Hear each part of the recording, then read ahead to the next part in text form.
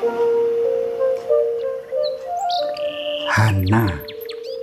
Panglimbang 5 menit dina Selasa Legi tanggal 30 Desember tahun 2020 kapethik saka Injil Lukas bab 2 ayat 36 tekan ayat 40. Kapitayan Katolik ngenal sawetara paraga kang asmane Hana.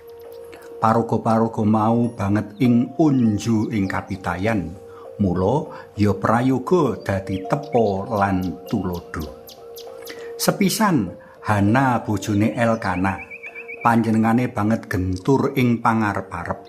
Saka kono Gusti Allah paring nugroho anak lanang kang kaparingi asma Samuel. Kapindho Hana eyang putri dalem Gusti Yesus. Nite saka putra-putrine kang pinilih dadi ibu dalem Sang Panebus, mesti priyagung iki uga banget ing saleh uripe. Katelu, Hana sawijining nabiyah kang kanthi kesalian lan kang ngedapi-dapi njranti rawuhe Sang Panebus umat Israel.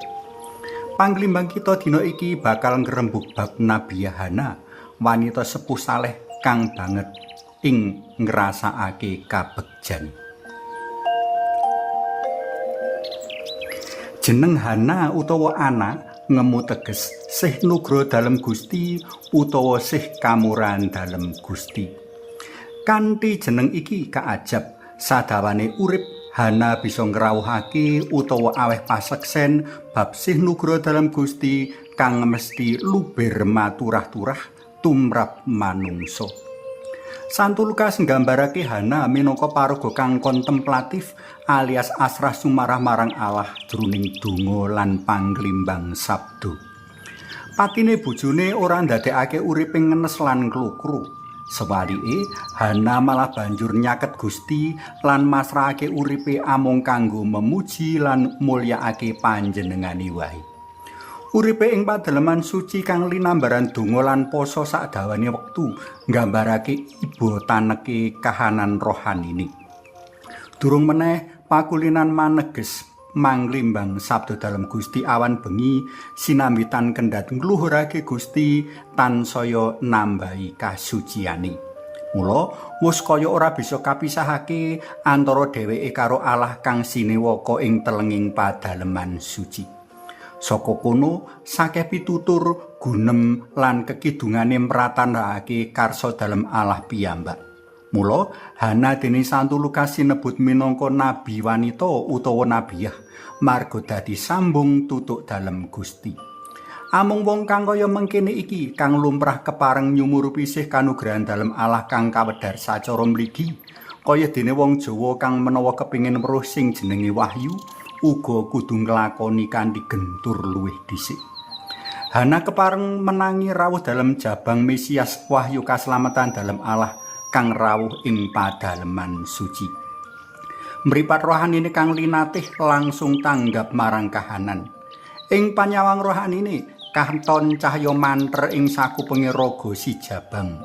Kaya dene Simon kang luwih dhisik kaya dene Simeon kang luwih dhisik ngluhurake Allah awit kepareng menangi rawuh Sang Mesias, semono uga karo Hana. Dheweke uga banjur ngluhurake Allah sarta martakake Mesias Timur kang wis rawuh ing satengahing manungsa ing antarane wong-wong kang ana ing padaleman suci kono. Para tresna pelem kinasih, Hana kang kaaturake pasaman suci dina iki dadi gegambarane wong kang tuh setya ngluhurake Gusti sinambi ngarep-arep rawuhe Sang Mesias. Pangarep-arepe ora muspra lan gawe gelo. Donga lan pasane ora muspra, luwih saka iku kekaremane manembah Allah ing padaleman suci uga ora muspra. Hana dadi gegambarane para wanita kang kanthi ajeg lan sempulur ngluhurake Allah jroning omah ibadah. Kanthi kasregepane para wanita iki uga kepareng menangi rawuh dalem Mesias jroning sakramen Ekaristi. Muga kita uga bisa nulodo Hana uga para wanita kang setya ngluhurake Gusti ing padaleman suci. Suwawi sami munjuk Kunjung asma dalem Yang Rama Sang Yang Putra Tuwin Yang Roh Suci. Amin. Alam wasih kawula munjuk sembah nuwun nawi tulodo tuhu setianipun Nabi Yohana ing pancerantos mring rawuh Sri Yesus Putra Paduka. Amin. Kunjung kasmu dalam yang Rama sayang Putra tuwin yang Roh Suci. Amin.